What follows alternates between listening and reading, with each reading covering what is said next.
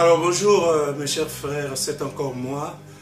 Alors cette fois-ci, je vais vous parler des déclarations qui circulent sur la toile. Les États-Unis sont arrivés timidement, c'est vrai, condamner quelques violences, mais de manière, à mon avis, quelque peu coupable. Parce que je ne peux pas comprendre les États-Unis qui ont une femme très dynamique comme ambassadeur au niveau de Brazzaville, qui est au courant de tout ce qui se fait. On est en train de massacrer les populations. Il y a eu déplacement en masse des populations qui ont quitté les zones où il y a eu le stratagème qui consistait à créer la peur parmi les populations qui se sont déplacées en masse. Ils l'ont fait avant les élections et ils le refont après les élections. Vous remarquerez que toutefois qu'ils ont envie de réaliser un dol, une fraude, une tricherie, mais qu'est-ce qu'ils font? Ils créent une diversion. Bon, ils créent quelque chose qui va détourner l'attention des populations ou des politiques pour venir poser les actes délictueux, des actes pernicieux. Et ce n'est pas possible quand même que les États-Unis et même l'Union européenne arrivent à condamner timidement sans pour autant mener des enquêtes assez respectables. Mais ils sont en train de nous pousser déjà vers les législatives. Cela veut dire que d'une façon diplomatique, et moi je n'aime pas cette façon de faire la diplomatie, parce que pour moi c'est de la tricherie.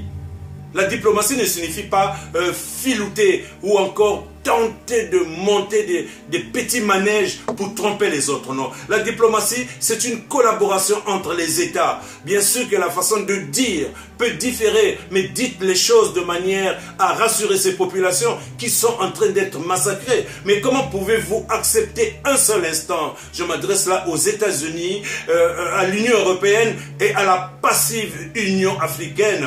Mais comment pouvez-vous tolérer que l'Union africaine, qui a des règles, qui ont été violées impunément par Sassou, cette Union européenne, africaine n'a pas réagi, excusez-moi de me mélanger. Alors l'Union européenne arrive timidement avant les élections. Ils ont dénoncé déjà des malversations ou des combinaisons secrètes qui devraient se faire. Finalement, ils se sont retirés. Et ils reviennent timidement accuser. Non, si vous avez choisi Sassou Nguesso, vous ne le direz jamais. Mais pour moi, vous l'avez déjà dit. Vous cautionnez donc les meurtres qui se font quelque part dans les régions du Poul. Donc Sassou a le droit, comme Hollande le lui avait autorisé, il a le droit de tuer. Donc c'est un permis de tuer que vous donnez déjà à un ancien criminel, un ancien barbare. Mais attendez, qu'est-ce que ça veut dire le terrorisme? Est-ce que ce que Sassou fait depuis qu'il est au pouvoir, avant même qu'il ne soit au pouvoir, derrière Marien Ngouabi, à son ombre, il a perpétré beaucoup de meurtres. Et il n'a fait que ça jusqu'à aujourd'hui. Vous préférez donc ce genre de barbare à la tête des États? C'est vraiment pénible. Je suis très choqué. Je pensais que les États-Unis arriveraient avec un peu plus d'énergie pour éviter ces meurtres gratuits. Sassou Nguesso utilise des hélicoptères pour aller bombarder sa population qui n'est pas armée. Mais en fait, les satellites vous servent à quoi, les États-Unis? Les satellites vous servent à quoi, l'Union européenne? Je ne peux pas encore comprendre que l'Union africaine soit un petit syndicat de chefs d'État qui sont là comme des petits gouverneurs que la France surtout a placés là. Ils doivent agir au nom du maître. Mais de grâce, quand la nudité est tellement affichée, comment voulez-vous empêcher à une population de constater que la grand-mère ou le grand-papa Sassou Nguesso est nu au milieu de la cour? Tout le monde le voit voler, tout le monde le voit tricher, tout le monde le voit assassiner son peuple. Et on arrive timidement pour encourager je vais les appeler pauvres, opposants, ceux-là de la nouvelle majorité républicaine composée donc de l'IDC Forcade, du général Jean-Marie Mokoko avec le coordonnateur Boao. Alors pourquoi je les traite de pauvres? Ils ne sont pas armés. Ils n'ont cessé de le dire. Donc ils ont affiché une sorte de faiblesse. Pour preuve, Mokoko qui est un général et pas des moindres, il a commis un seul péché, c'est de s'opposer au roi Zazou. Parce que M. Zazou, lui, il a le droit donc de prendre ce petit général, l'enfermer dans sa maison comme un coupable. Il lui retire sa garde. Et il le laisse là avec une vieille femme de 83 ans. Est-ce que vous ne pensez pas que là, il y a une violence symbolique? Vous attendez quoi? Que Sassou récupère le général Moukoko et le mette en prison pour que vous soyez soulagés? Mais parlez-moi de cette communauté internationale de merde. Excusez-moi, j'utilise des mots assez durs parce que je ne peux pas comprendre que des personnes aussi intelligentes préfèrent utiliser des barbares comme Sassou.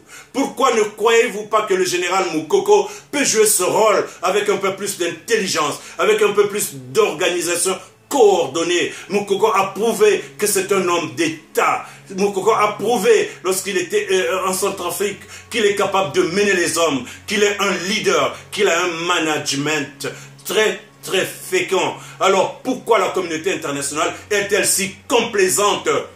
Comment voulez-vous, encore une fois, que Papi Sassou, qui a l'habitude de se mettre nu en public dans les ronds-points et qu'on empêche à la population de regarder sa nudité, comment voulez-vous comprendre un seul instant que ce Sassou Nguesso, qui n'a fait que tuer durant toute sa carrière politique, aujourd'hui a le courage de monter des milices et des mercenaires pour aller bombarder des paisible population? Le pasteur Ntoumi, mais il a une église où il y a des enfants, des personnes malades, des femmes.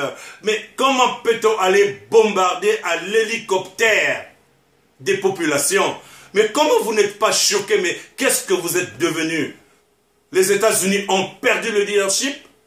Les États-Unis ne sont plus capables de reprendre Sassou et lui dire clairement que ça ne peut pas fonctionner. Vous allez me dire qu'il y a de la diplomatie. Mais c'est quoi votre diplomatie? Celle d'encourager la dictature?